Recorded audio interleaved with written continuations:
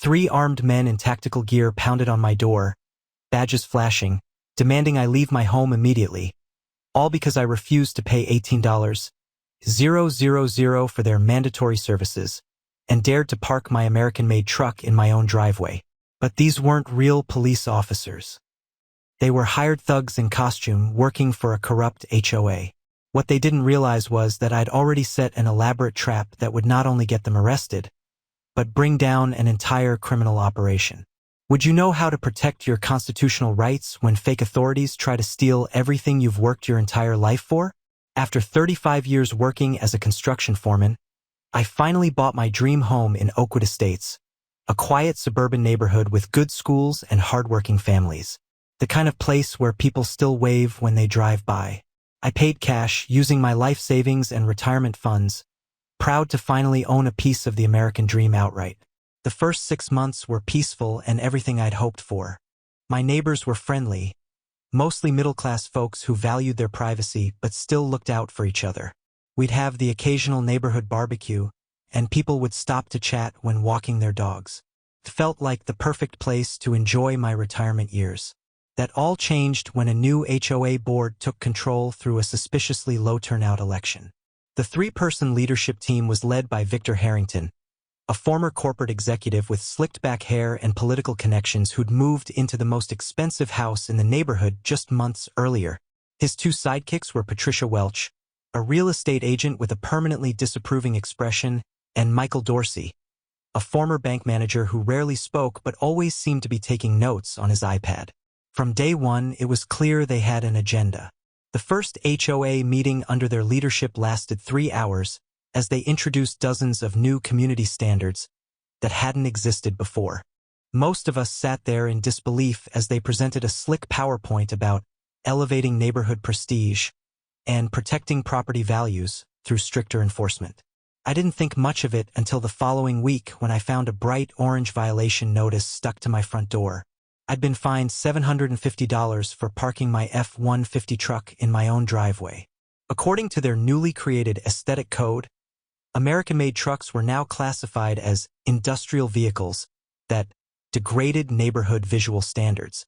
When I called the HOA office to question this ridiculous claim, Patricia Welch informed me coldly that the rules had changed, and I would need to either pay the fine or park my vehicle in an appropriate off-site location.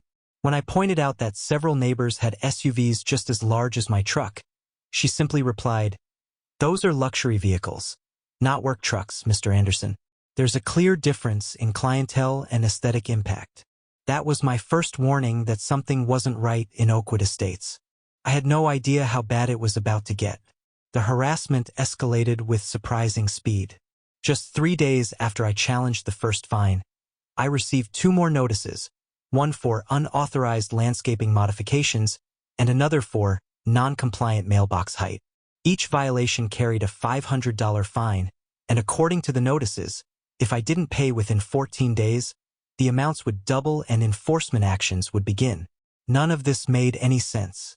I checked the HOA regulations carefully before buying my home specifically because I didn't want to deal with overzealous restrictions in my retirement years.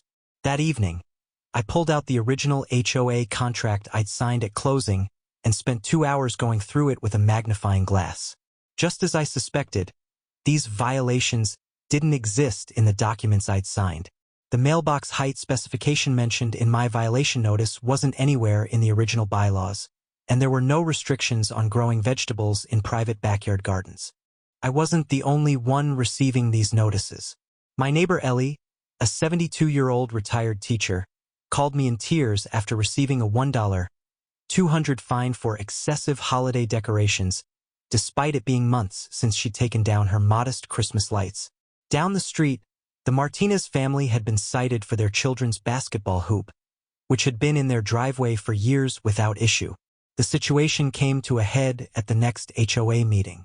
The room was packed with angry homeowners, but Harrington maintained complete control, limiting each resident to just 30 seconds of speaking time and having Dorsey cut off microphones mid-sentence if anyone became too passionate. Then came the bombshell. Harrington announced that effective immediately, all homeowners were required to contract exclusively with HOA-approved security, landscaping, and maintenance companies for community consistency and protection of property values. A glossy brochure was distributed listing these approved vendors, all with names I'd never heard of before. These are the only service providers authorized to operate within Oakwood Estates, Harrington declared with a smug smile.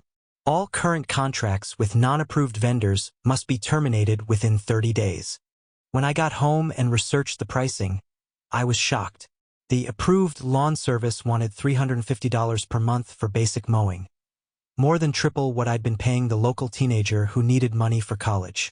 The security monitoring was $175 monthly, compared to my current $45 plan with a national company. In total, these mandatory services would cost me over $1,000 each month for services I either didn't want or could get much cheaper elsewhere. At the next HOA meeting, several of us tried to challenge these new requirements. Tom Wilson, a retired attorney, stood up and questioned the legality of forcing homeowners to use specific vendors. "I've reviewed state law," Tom began confidently, "and there's nothing that gives an HOA the authority to—" His microphone was cut off and Harrington spoke over him. "Mr. Wilson, your time is up. And for everyone's information, our legal counsel has confirmed our authority to establish these requirements under the Community Standards Clause." When Tom tried to continue speaking, two large men in polo shirts with HOA security embroidered on them approached and escorted him from the meeting. The message was clear. Resistance would not be tolerated. The following week, homeowners who hadn't yet signed up for the mandatory services began receiving daily $200 fines for non-compliance with community safety protocols. When people refused to pay these clearly illegitimate charges, liens were filed against their properties. I knew then that this wasn't just an overzealous HOA. This was a calculated scheme to extract money from homeowners through intimidation and fear. But unlike my neighbors, I wasn't going to be bullied out of the home I'd worked my entire life to own. After receiving bills totaling $4,500 for services I never wanted or approved, I decided it was time to get to the bottom of what was happening in Oakwood Estates. I started by knocking on doors and talking to my neighbors, collecting their stories and documentation. The pattern was clear. Residents who challenged the HOA were hit with increasingly large fines and harassment, while those who quietly paid the inflated service fees were generally left alone. The elderly and those living on fixed incomes seemed to be targeted most aggressively. Bob Johnson, a retired accountant down the street, showed me a spreadsheet he'd created tracking his monthly expenses. His HOA-related costs had jumped from $150 to over $1,000 in just 3 months. Sarah Miller, a widow on a fixed income, was in tears when she showed me the foreclosure warning she'd received over alleged violations totaling $7,200, more than 4 months of her Social Security income. "I don't know what to do," Sarah told me, her hands shaking as she held the official-looking document. "This house is all I have left of John. We paid it off together before he passed. I can't lose it over some bushes they say are too tall." I decided to call my old friend Mike Peterson. We'd grown up together in the same blue-collar neighborhood, but he'd gone into law enforcement while I went into construction. After 25 years on the force, he'd retired and started a private investigation business. Mike listened carefully to my story, occasionally asking clarifying questions or taking notes. When I finished, he let out a long whistle. "This isn't just an HOA gone rogue, Jim," he said grimly. "What you're describing sounds like a classic racketeering operation. They're using the HOA as a legitimate front to extort money." He advised me to start documenting everything, taking daily photos of my property, recording all interactions with board members or their security personnel, and keeping meticulous financial records. Then he helped me install a comprehensive security system, not just standard cameras, but high-definition devices with audio recording capabilities at every entrance and around the perimeter of my property. "Is all this legal?" I asked as he set up the equipment. "Absolutely," Mike confirmed. "In this state, you can record on your own property as long as you have proper signage indicating surveillance is in progress." He handed me 4 metal signs, which we promptly posted on my fence and near the front door. While Mike was setting up the security system, I started researching the board members and their sudden requirement to use specific service providers. What I found sent chills down my spine. Using public records and business filings available online, I discovered that Harrington and his board members had incorporated 12 different service companies just 6 weeks before the HOA election. Elite Community Security Services LLC, Premium Landscape Management Inc., Oakwood Property Maintenance Group, all had been formed recently with the 3 board members listed as primary stakeholders. They were using homeowner funds to pay themselves through these shell companies for subpar services at inflated rates. It was a brilliant scheme. They used the legitimate authority of the HOA to force residents into contracts with their own companies, essentially printing money for themselves while providing minimal actual services. Even more disturbing, I found court records showing that Harrington had been sued twice in other counties for similar operations, but both cases had been settled out of court with sealed agreements. He clearly knew exactly what he was doing and how to avoid consequences. Armed with this information, I met with a small group of trusted neighbors in Bob Johnson's garage. I shared my findings, and we formed an informal committee to fight back.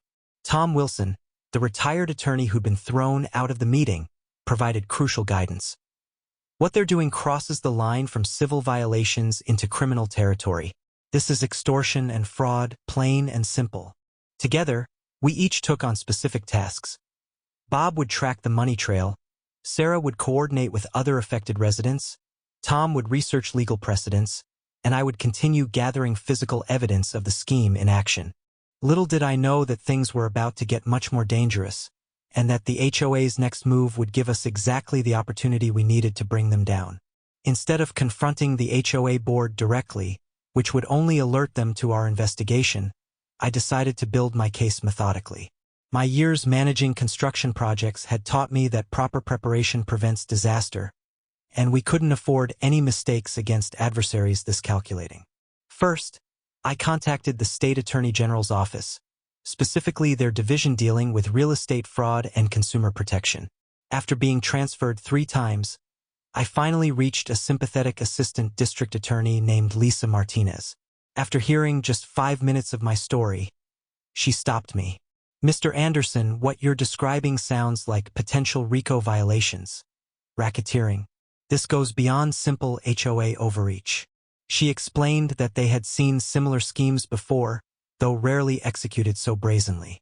Martinez advised me to continue gathering evidence discreetly while they opened a preliminary investigation. "Document everything, but don't tip your hand," she warned.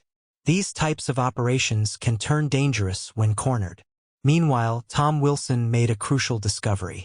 As one of the original homeowners who had moved in when the development was first built, I had access to the neighborhood's founding documents, papers that many newer residents hadn't ever seen.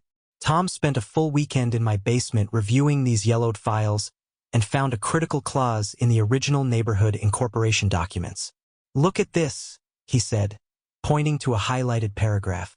"The original covenants specifically prohibit mandatory service contracts unless approved by 75% of all homeowners in a properly announced vote. This single clause invalidated the entire scheme. They had implemented these requirements without any legitimate vote." We also discovered that the HOA had failed to maintain proper insurance coverage for their board members as required by state law, which meant they could be personally liable for their actions rather than protected by the HOA's corporate structure. While we built our legal case, the HOA escalated their intimidation tactics. They hired more security contractors, men with questionable backgrounds and unnecessary tactical gear, who began patrolling the neighborhood in vehicles marked HOA enforcement. These men would follow residents to and from their homes, photograph visitors, and park outside the houses of anyone who questioned the board's authority. The psychological impact was severe. Several elderly residents were afraid to leave their homes. Parents began escorting their children to the bus stop rather than letting them walk alone. The neighborhood that had once felt like a friendly community now felt like an occupied territory. At a community meeting in late October, I carefully raised concerns about the security patrols and whether they were properly licensed by the state. Harrington's response chilled everyone in the room.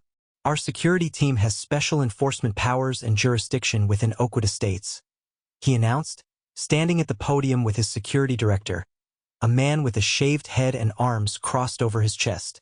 They have my full authority to ensure compliance with HOA regulations through whatever means necessary. Are they actual law enforcement officers? I pressed, knowing the answer but wanting his response on record. Harrington smiled thinly. They have authority that supersedes county regulations on private property. Anyone interfering with their duties will face immediate removal from the community.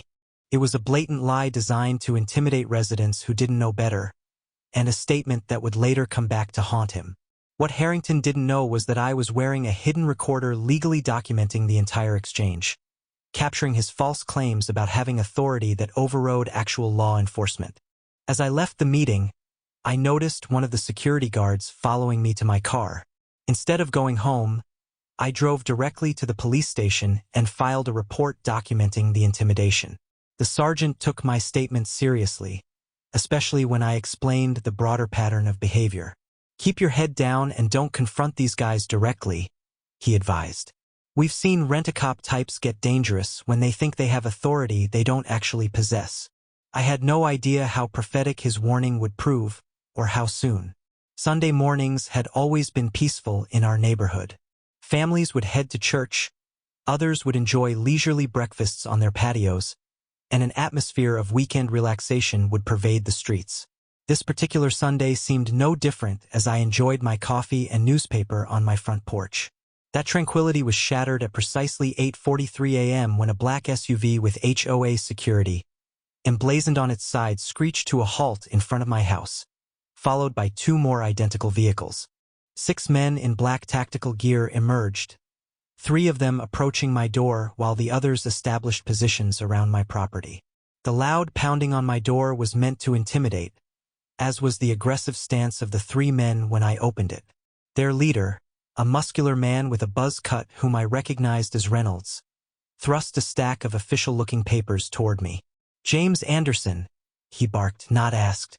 "By order of the Oakwood Estates Homeowners Association Board of Directors, you are hereby served with immediate eviction papers for multiple violations of community standards and failure to pay assessed fines." I noticed several things simultaneously. The HOA police patches on their tactical vests, the apparent bulges that suggested weapons beneath their jackets, and, most tellingly, the partially concealed ankle monitor visible beneath Reynolds' pant leg. These weren't law enforcement officers. They were hired intimidators playing dress-up. Reynolds continued his rehearsed speech as I examined the documents. "You have accumulated $18,000 in unpaid mandatory service fees and penalties. You have exactly 1 hour to vacate the premises," he said, hand resting suggestively on what appeared to be a holstered weapon at his hip. "After that, we are authorized to remove you and your belongings from this property by whatever means necessary." The eviction notice was an impressive forgery. It contained official-looking stamps, legal language, and even a signature purporting to be from a county judge, though I noticed the judge's name was misspelled, something actual court documents wouldn't contain. "This says Judge Peterson signed this order," I remarked calmly. I wasn't aware the county courthouse was open on Sundays for emergency HOA evictions. A flicker of uncertainty crossed Reynolds' face before he doubled down. "This was processed through special channels due to the severity of your violations." I nodded thoughtfully, then asked directly, "Are you actual police officers? Because this document would require law enforcement to execute it." Their response was exactly what I'd hoped for, and my doorbell camera was capturing every word. "No, we're not actual police," Reynolds admitted, lowering his voice. "But we have HOA authorization which supersedes county law on private property. This is a private community with its own rules and enforcement mechanisms." This statement was not just false. It was an outright admission of felony impersonation of law enforcement. But I maintained my composure, not letting on that I just captured the evidence we needed. "I see," I said, taking the papers. "And if I refuse to leave?" Reynolds leaned in, close enough that I could smell the cigarettes on his breath. "Then we remove you physically. Your choice if you want to walk out on your own or be carried out." I made a show of considering my options, then sighed resignedly. "I need to make arrangements for my dog. Can I have the hour to pack some things?" Relief washed over their faces. They clearly preferred compliance to confrontation. Reynolds nodded curtly. 1 hour. Not a minute more. We'll be waiting out here. As they retreated to their vehicles, my security cameras captured them high-fiving each other and laughing. I closed my door, heart pounding despite my outward calm, and immediately put my plan into action. This is where most people make a critical mistake. They either panic and comply with illegal demands, or they become confrontational, which can escalate the situation dangerously. I'd seen enough construction site accidents over the years to know that the worst decisions are made in moments of high emotion. Instead, I executed the trap I'd spent weeks preparing for exactly this scenario. First, I calmly went to my kitchen and sent a precomposed text message to Lieutenant Garcia at the police department with a specific code phrase we'd arranged. Sunday barbecue canceled due to unexpected guests. This would activate the response plan we had established, bringing plainclothes officers to unmarked positions near my home within 20 minutes. Next, I called my attorney and activated our emergency protocol, which started a remote recording of all my security camera feeds directly to his secure server, ensuring that even if my equipment was damaged or confiscated, the evidence would be preserved. Then I activated a special sequence on my home security system that began live streaming everything to the cloud and to the Attorney General's office. Most critically, I triggered a secondary audio recording system hidden in 3 garden gnomes my late wife had collected, placing one near their vehicles where they were likely to discuss their plans openly without realizing they were being recorded. For the next 30 minutes, I moved calmly around my house, occasionally looking out the window with a worried expression to maintain the illusion that I was preparing to leave. I could see Reynolds and his team becoming increasingly relaxed, smoking cigarettes and checking their phones as they waited for what they assumed would be an easy intimidation job. What they didn't know was that 4 unmarked police vehicles were now strategically positioned on adjacent streets, and that every word they spoke was being captured by my garden gnome recording system. And they were saying plenty. After we throw this old man out, Harrington says we get to keep whatever looks valuable, one of them said, flicking his cigarette onto my lawn. Yeah, he said anything not taken in the first load is fair game, Reynolds agreed. I got dibs on the big screen TV I saw through the window. Another chimed in. Remember, if he resists, we can use force. The HOA will back us up. Harrington said to make an example of him for the others. At precisely the 45-minute mark, they began to get visibly impatient. Reynolds checked his watch and motioned to the others, who retrieved moving dollies and plastic bins from their vehicles. It was clear they intended to start removing my possessions whether I was ready or not. As they approached my door again, I made my final move. Instead of waiting inside, I calmly walked out to my front porch and sat down in my rocking chair with a fresh cup of coffee. The unexpected move clearly threw them off balance. They had anticipated either compliance or confrontation, not casual confidence. Your hour's almost up, Reynolds barked, trying to regain control of the situation. I took a slow sip of my coffee. Gentlemen, I said with a knowing smile, I'd offer you some coffee, but I believe you have another appointment coming up that you don't want to miss. Reynolds' face contorted with anger. What the hell are you talking about, old man? Get your stuff and get out, or we start removing you by force. I glanced at my watch. I'd say in about 30 seconds you'll understand perfectly. As confusion spread across their faces, I continued calmly rocking in my chair. You know what the difference is between real police officers and people pretending to be them? Real ones know that impersonating law enforcement is a federal offense carrying up to 3 years in prison per incident. Reynolds took a threatening step toward me. Listen, you son of a... The words died in Reynolds' throat as the unmistakable sound of police sirens suddenly filled the air. The confusion on the fake officers' faces turned to panic as 4 unmarked police vehicles silently pulled up behind their fake patrol cars, blocking any escape route. 6 officers, including 2 detectives I'd been working with, approached with weapons ready, using their vehicles for cover as they moved into position. Police, hands where we can see them, shouted Lieutenant Garcia, his service weapon trained on Reynolds. For a moment, Reynolds seemed to consider reaching for whatever he had holstered under his tactical vest. The lieutenant's voice hardened. Don't even think about it. Hands in the air now. The fight went out of the imposters all at once. They raised their hands slowly, the swagger and intimidation tactics instantly evaporating. On your knees. Hands behind your heads. The officers moved in with practiced precision, securing each of the fake HOA enforcers one by one. As they were being handcuffed, my neighbor Sarah emerged from her house across the street. She began clapping slowly, and soon other neighbors joined her, coming out of their homes where they'd been watching the drama unfold. The applause grew as more people gathered, years of fear and intimidation finally breaking in a cathartic moment of justice. When the officers searched the men, they found something chilling. 2 of them, including Reynolds, were carrying actual handguns without proper permits. What had begun as intimidation could have easily turned deadly. The evidence against them was overwhelming. My doorbell camera had captured their impersonation of law enforcement. The garden gnome recorders had documented their plans to steal my possessions. The forged eviction papers with a fake judge's signature added fraud charges. And their possession of firearms while committing these offenses elevated everything to felony level. As they were loaded into police vehicles, Detective Ramirez approached me with a grim smile. "Mr. Anderson, we found some interesting communications on their phones. This goes way beyond just these 3. He showed me text messages from Harrington explicitly instructing Reynolds to make it look official and ensure Anderson is removed by whatever means necessary. Just don't leave marks." "Outstanding work," the detective continued, nodding toward my inconspicuous garden gnomes. "Those recordings are going to be crucial evidence. This is just the beginning of dismantling this operation."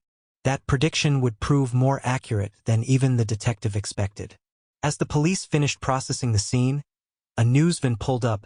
Someone had tipped off local media about the confrontation. When the reporter approached asking what was happening, Lieutenant Garcia gave a carefully measured response. "We've arrested 3 individuals for multiple felonies, including impersonating law enforcement officers and attempted illegal eviction.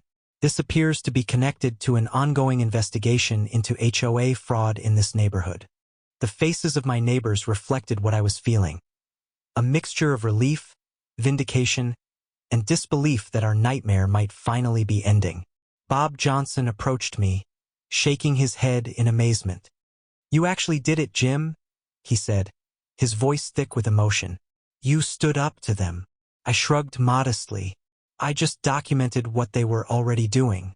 They brought themselves down with their own greed." Little did I know that the evidence collected that day would trigger a cascade of revelations that would reach far beyond our neighborhood. The arrest of the fake officers was just the beginning. The next morning, residents of Oakwood Estates woke to the sight of unmarked government vehicles parked outside the homes of all 3 HOA board members. The state attorney general's office, armed with warrants based on the evidence gathered from my recordings and subsequent police investigation, executed simultaneous searches of all board members' homes and businesses. What they uncovered exceeded even our suspicions. Harrington and his associates hadn't just been running their scheme in our neighborhood. They'd established similar operations in 3 different communities across 2 counties. Investigators found meticulously kept spreadsheets tracking over $4.2 million in funds they had extracted from homeowners through their various schemes. They had embezzled over $1.2 million directly from HOA maintenance funds, forced homeowners to pay nearly $3 million to their family-owned service companies for overpriced and often undelivered services, and, most disturbing of all, maintained a list of over 60 properties they planned to seize through their fraudulent enforcement tactics. My home had been 3rd on their target list. Within 2 weeks, all 3 board members faced multiple felony charges: racketeering under the RICO Act, fraud, extortion, conspiracy, embezzlement, and criminal impersonation. Their assets were frozen, and the 12 shell companies were shut down pending criminal investigation. The story made national news, with several major outlets covering what they called the HOA Mafia. Former victims from other communities came forward with similar stories, strengthening the case against Harrington and his accomplices. In the vacuum left by the corrupt board, our neighborhood organized an emergency election supervised by county officials. The new HOA board consisted of longtime residents, including Sarah and Bob, who immediately nullified all the fabricated rules and predatory service contracts. We established clear bylaws preventing such abuse from ever happening again, including transparency requirements, term limits, and independent financial audits. The new board's first official act was to remove all property liens that had been illegally placed on homes. As for me, I not only got to keep my truck proudly parked in my driveway, but the county commissioner presented me with a special citizenship award for exposing public corruption, right next to my now famous garden Gnomes, which the local paper had dubbed the Gnomes of Justice. Remember this: your home is protected by real laws, not fake ones created by corrupt HOAs. Standing your ground doesn't always mean confrontation. Sometimes the smartest move is to silently gather evidence while they dig their own legal graves. This isn't just about protecting property. It's about defending the American principles of liberty and justice that no homeowners association can ever take away. Because in this country, no one stands above the Constitution, especially not self-appointed neighborhood tyrants with fake badges and real greed.